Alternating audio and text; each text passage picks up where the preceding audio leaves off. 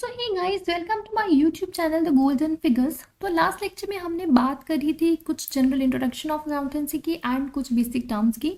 तो आज हम अपने इस लेक्चर में भी कुछ और बेसिक टर्म्स की बात करेंगे। बेसिकली आई विल ट्राई कि 3 पार्ट्स के अंदर मैं आपको सारी की सारी बेसिक टर्म्स करवा दूँ। तो अभी ये हमारा सेकेंड पार्ट होगा उस अकाउंटिंग टर्म्स का। तो without wasting any time let's start with a video. तो आज जो हम टर्म करने जा रहे हैं सबसे पहले वो है हमारी, तो आज की हमारी जो फर्स्ट टर्म है वो है स्टॉक। लास्ट वीडियो में हमने बात करी थी गुड्स की, ठीक है। गुड्स का हमने क्या पढ़ा था कि गुड्स क्या होते हैं। अभी जब भी एक पर्सन या कोई बिजनेस जिन प्रोडक्ट्स में, जिस सामान में, जिस चीज़ों में डील करता है वो गुड्स होते हैं, ठीक है। जैसे राम जो था वो कपड़े में डील कर रहा था, तो उसके लिए ये जो क्लोथिंग थी जो वो रीसेल के पर्पसेस के लिए यूज़ करता, वो क्या था, वो उसके लिए क्या थे, गुड्स थी, ठीक है। ये तो हमें समझ आ गया। अब ये गुड्स और स्टॉक इन दोनों में क्या डिफरेंस है, देखो। राम ने सामान खरीदा, ठीक है, किसी भी बिजनेस वाले ने अपना सामान खरीदा, ठीक है। अभी ऐसा तो नहीं है कि अगर उसने 2 लाख का सामान खरीदा है तो सारा का सारा सामान एक साल में बिक जाएगा, ठीक है। हो सकता है कि उसमें से 1.5 लाख का सामान बिके और जो 50,000 का सामान है वो एक साल के एंड तक भी ना बिके, ठीक है। तो ये जो 50,000 का सामान है वो कहाँ जाएगा, वो साल के खत्म होने के हम फेंक देंगे? नहीं, हम उसे नहीं फेंकेंगे, ठीक है। तो अकाउंटिंग पीरियड के एंड में, जैसे कि हमारा, मैंने आपको बताया था अकाउंटिंग पीरियड मोस्टली होता है 1 अप्रैल से 31 मार्च, ठीक है। तो अकाउंटिंग पीरियड के एंड में यानी कि मोस्टली 31 मार्च को जो सामान उसका बच जाएगा वो हमारा स्टॉक होगा, ठीक है। तो स्टॉक क्या है, at the end of the accounting period जो सामान बिजनेस के पास बच जाता है वो उसका स्टॉक होता है, कि वो उसके पास जो है वो स्टॉक पड़ा हुआ है, ठीक है। अभी 31 मार्च को जब हम अपनी बुक्स को क्लोज करेंगे तो उस टाइम पे हम उसको लिखेंगे क्लोजिंग स्टॉक, ठीक है। क्योंकि जब हमने बुक्स बंद करी, हमने बुक्स को क्लोज करा, तो उस टाइम पे वो क्लोजिंग स्टॉक जो था वो ये था, इतना था, ठीक है। और जिस दिन दोबारा से अपनी बुक्स को खोलेंगे मोस्टली 1 अप्रैल को, ठीक है, वो क्या होगा, उस दिन हम क्या एंट्री डालेंगे, ओपनिंग स्टॉक की। तो स्टॉक जो होता है वो क्लोजिंग और ओपनिंग स्टॉक होता है। क्लोजिंग स्टॉक 31 मार्च को जब हम अपनी बुक्स को बंद करते हैं, और 1 अप्रैल को जब नया साल स्टार्ट करते हैं, नया अकाउंटिंग पीरियड स्टार्ट करते हैं, तो उसमें हम ओपनिंग स्टॉक लिखते हैं, वो ही उसी को कैरी फॉरवर्ड करके। अभी जो स्टॉक होता है वो बेसिकली 3 तरह का होता है, ठीक है। तो जब हम स्टॉक की बात करेंगे तो स्टॉक जो है वो हमारा इसके अंदर 3 तरह का आता है। मेरी ड्राइंग पे मत जाना, ठीक है। तो फर्स्ट होता है रॉ मटेरियल, दूसरा होता है work in progress, and third होता है फिनिश गुड्स। अभी रॉ मटेरियल कौन सा होता है, रॉ मटेरियल मतलब जो आप कच्चा माल लेके आए हो, ठीक है, वो आपका रॉ मटेरियल हो गया। Work in progress during the production, ठीक है, जो प्रोडक्ट आपका प्रोडक्शन में है, ठीक है, अभी तक फाइनल तैयार नहीं हुआ है, वो हो गया हमारा वर्क इन प्रोग्रेस। और फिनिश गुड्स सबको पता ही है, जो बन गए हैं वो हमारे फिनिश गुड्स है, ठीक है। अभी राम का कपड़े का बिजनेस था, ठीक है, वो यहाँ से धागे वागे लेके आया, वो उसका रॉ मटेरियल हो गया। अब उसने मशीन में डाले, उसने कपड़े बनवाए, वो उसका वर्क इन प्रोग्रेस है। और फिनिश गुड्स जो उसके कपड़े बन के तैयार होंगे, ठीक है। अब ज़रूरी नहीं है कि जब साल का एंड वाला डे था, ठीक है, इट वॉज 31 मार्च, तो उस दिन कुछ हो ही ना वर्क इन प्रोग्रेस में। हो सकता है कि उसके कुछ कपड़े बन रहे हो वर्क इन प्रोग्रेस में, प्रोडक्शन के प्रोसेस में है, तो अब क्या करेंगे उनको, तो उनको हम क्या डालेंगे, वर्क इन प्रोग्रेस के स्टॉक में डाल देंगे। रॉ मटेरियल भी कुछ होगा उसके पास, उसको रॉ मटेरियल के स्टॉक में डाल देंगे, और कुछ फिनिश गुड्स भी होंगे उसके पास तैयार, तो उसको हम फिनिश गुड्स में डाल देंगे। तो स्टॉक क्या हो गया हमारा, स्टॉक हो गया जो 31 मार्च को जब बुक्स बंद करी थी तो वो जो सामान पड़ा था वो हमारा स्टॉक है, ठीक है। जब हम 1 अप्रैल को उसको खोलेंगे तो उसमें हम अपना ओपनिंग स्टॉक डाल देंगे। क्लियर? तो स्टॉक बस यही है इन शॉर्ट, अगर हम समझेंगे। बाकी जब आप आगे आगे जाओगे तो आपको ये चीज़ें भी अच्छे तरह से क्लियर होंगी। अभी के लिए स्टॉक सिर्फ इतना है कि जब बुक्स बंद होती हैं तो उस टाइम पे जो सामान आपके पास बच जाता है उसको हम स्टॉक का नाम दे देते हैं, ठीक है। Then next you have is purchases. Now this is the term जो आपको बहुत ही क्लियर होगी। परचेजेस क्या होता है? खरीदना, परचेजेस है, ठीक है। जब आप कोई सामान खरीद रहे हो तो वो आपकी परचेजेस है। नेक्स्ट टर्म हो गई सेल्स। जब आप कोई सामान बेच रहे हो तो वो आपकी सेल्स है। एक टाइम जितना जो बिजनेस है वो परचेज करता है वो उसके परचेजेस में आता है, जितना वो सेल करता है वो उसकी सेल्स में आता है। ओके, तो नेक्स्ट टर्म हमारे पास जो है, अभी ये समझने वाली चीज है, ठीक है। नेक्स्ट टर्म हमारे पास जो है वो है परचेजेस रिटर्न और रिटर्न आउटवर्ड, ठीक है। तो नेक्स्ट क्या है हमारे पास? परचेजेस रिटर्न और रिटर्न आउटवर्ड। अभी ये क्या होता है? परचेजेस हमने क्या किया था? जो सामान खरीदते हैं वो क्या होता है? वो परचेजेस होता है। अभी परचेजेस रिटर्न क्या है? अब आपने मान लो 4 लाख का सामान खरीदा, उसमें से 1 लाख का सामान आपको अच्छा नहीं लगा, ठीक है। जो आप उसने क्वालिटी कही थी उसने क्वालिटी नहीं दी, या टूटा है फूटा है, तो वो आपने रिटर्न कर दिया, ठीक है। तो वो क्या हो गया? आपके परचेजेस रिटर्न हो गए। तो जो सामान आपने खरीदा था उसमें से आपको कुछ सामान पसंद नहीं आया, वो आपने रिटर्न कर दिया, वो हो गया आपका परचेजेस रिटर्न। और रिटर्न आउटवर्ड, रिटर्न आउटवर्ड वही चीज है, परचेजेस रिटर्न को ही रिटर्न आउटवर्ड कहते हैं, ठीक है। जो रिटर्न बाहर जा रही है, जो आपने रिटर्न किया है वो रिटर्न आउटवर्ड होता है।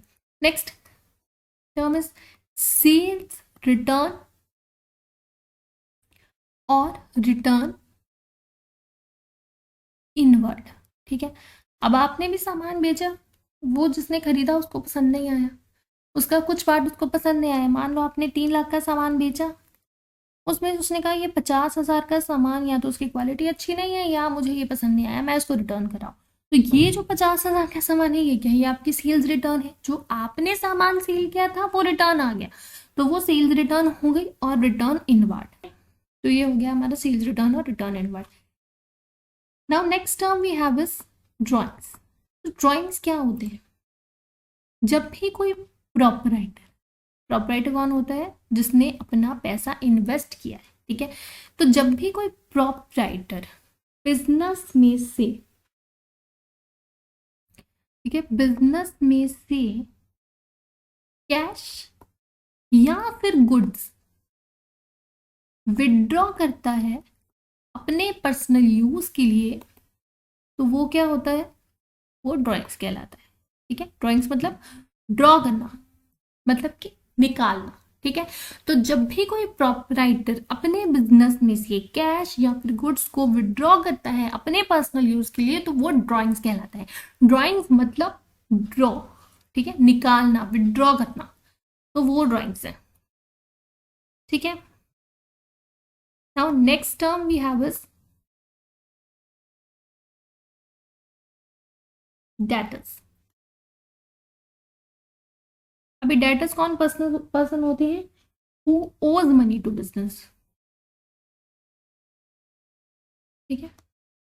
बेसिकली जो देनदार होते हैं,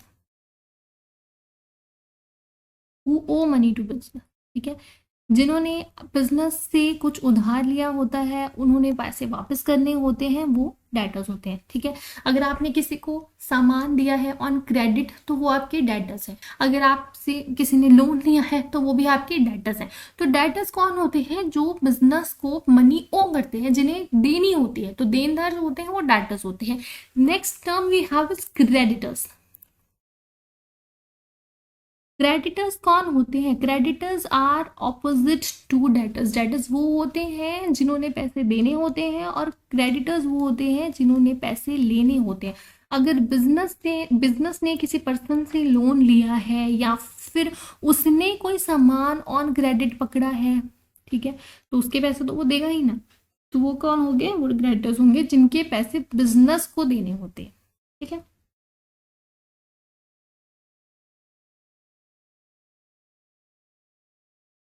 The next term we have is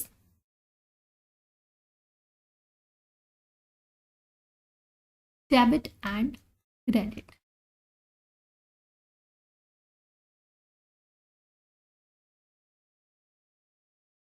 तो जब हम इलिस्ट्रेशन करते हैं तो उसमें हम डेबिट को ऐसे लिखते हैं और क्रेडिट को ऐसे लिखते हैं, ठीक है, तो अगर हम अकाउंट्स बनाएं, ठीक है, तो अकाउंट्स में ये साइड होती है जो,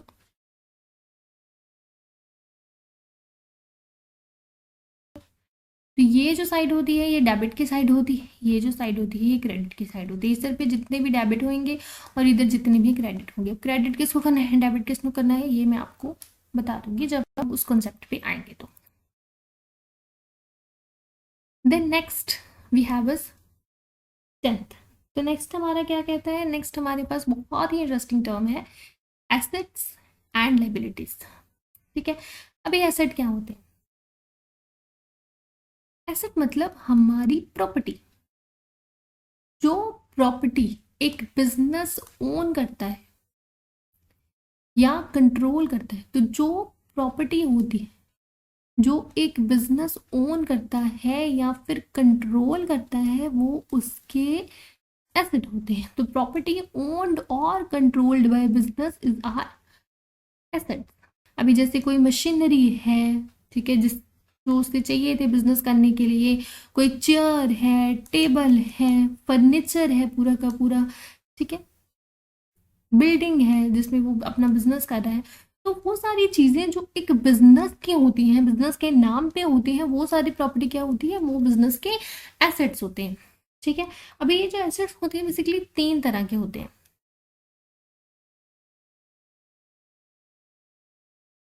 एक होता है हमारा नॉन करंट एसेट्स, एक होते हैं करंट एसेट्स, और एक होते हैं fictitious assets.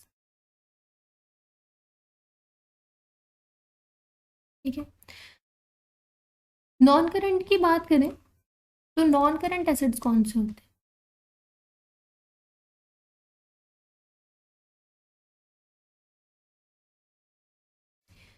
Non current assets वो एसेट्स होते हैं जो लॉन्ग टर्म यूज के लिए एक बिजनेस हेल्ड करता है, रीसेल पर्पसेस के लिए नहीं होते हैं वो। ठीक है,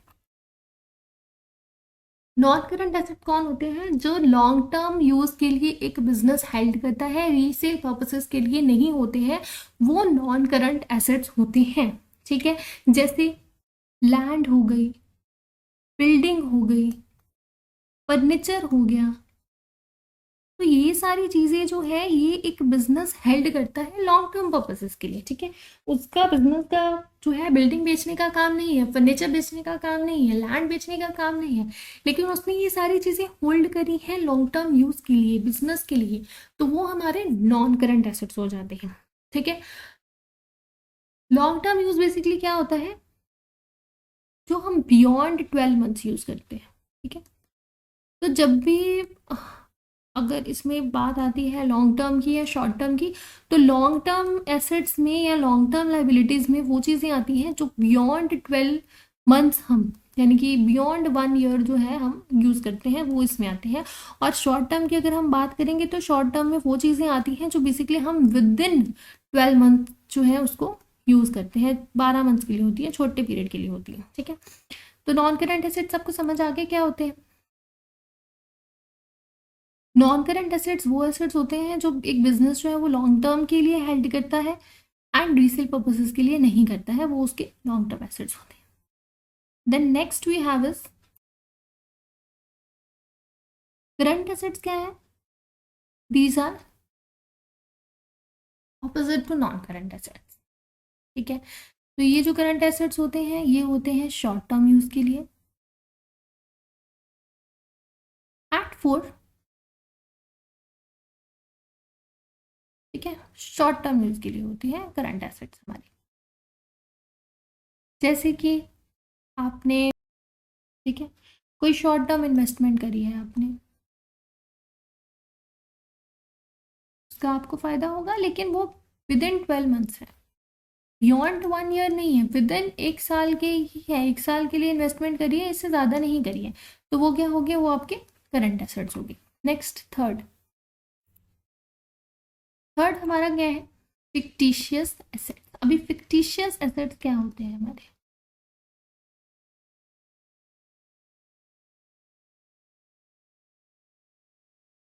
अभी जो फिक्टिशियस एसेट्स होते हैं इनका कोई भी फिजिकल फॉर्म नहीं होता, नाम से ही है दीज आर फिक्टिशियस। इनकी कोई फिजिकल फॉर्म नहीं होती,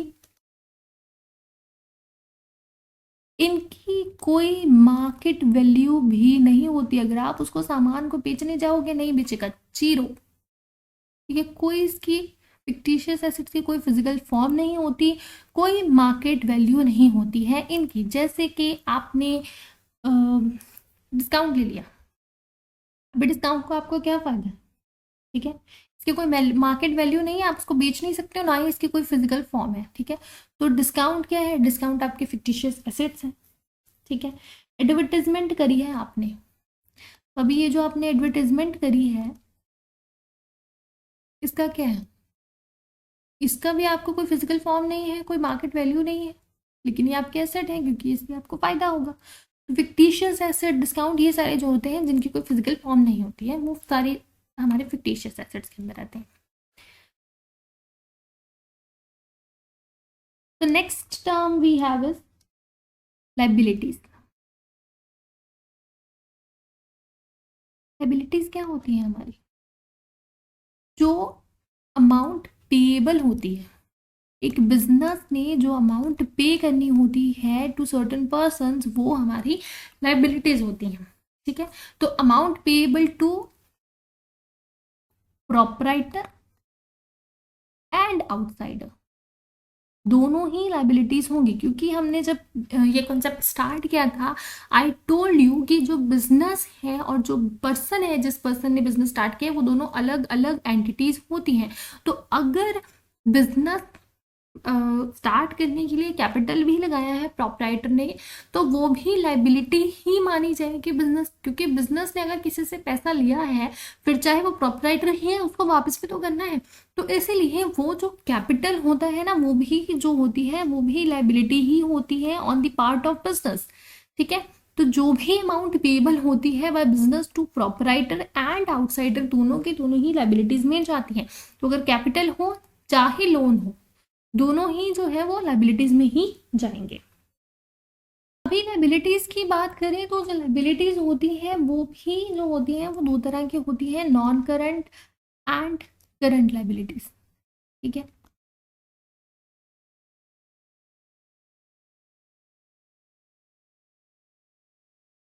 अभी नॉन करंट लाइबिलिटीज कौन सी होती है? सबसे पहले हम नॉन करंट लाइबिलिटीज करें।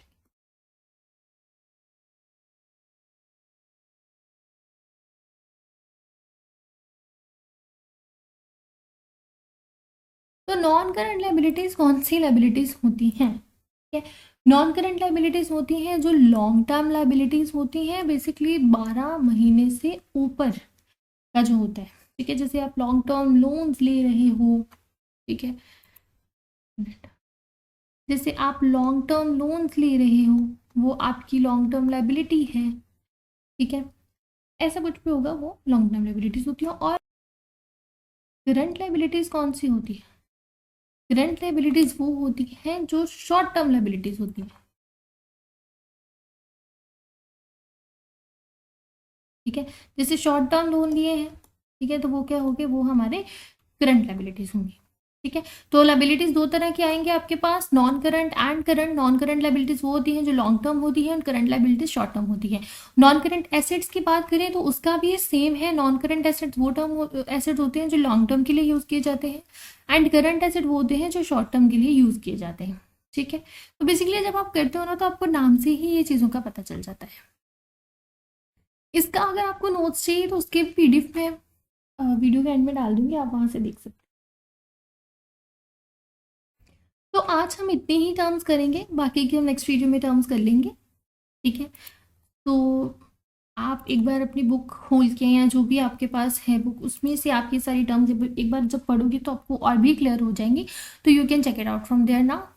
तो thank you for watching my video. उसके बाद और अगर आपको इसमें अभी कोई भी डाउट है तो you can ask me in the comments, I will answer it.